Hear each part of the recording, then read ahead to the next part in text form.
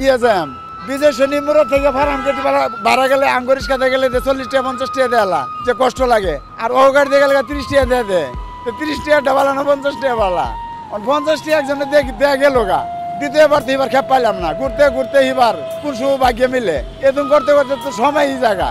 শরীরের দুটো আরাম আছে ঠিক মতন খাওয়া নাই ঠিক মতন ঘুমানি নাই ঠিক আছে সংসার চালানির মতো তো সিস্টেম আমি বুঝতে পারছি না ঠিক আছে এলে মার এই কিস্তি সরাসরি করে দিয়েছি যে মা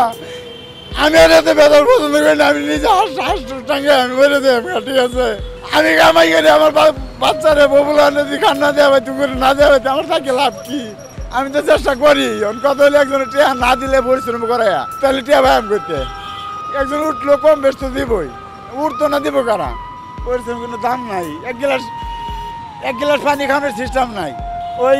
এক বোতল পানি 20 টাকা দিয়ে কিনে খেল লাগে গাড়ি থেকে যাই আমরা যদি গাড়িটা কেউ না খায় 120 টাকা জমা দিয়ে নিলে পরে তো আমার বলে চালাবো দেশে আমি দেশে যাই কি পারবাম আমার তো কামাই করে খাওয়ানোর কোনো সিস্টেম নাই কারণ আমি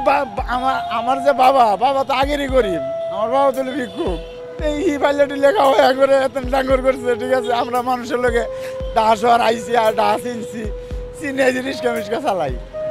এই সরকার বিচ্ছন্ন আগে তো কামাই রোজগার ভালো হয়েছে 1000-1200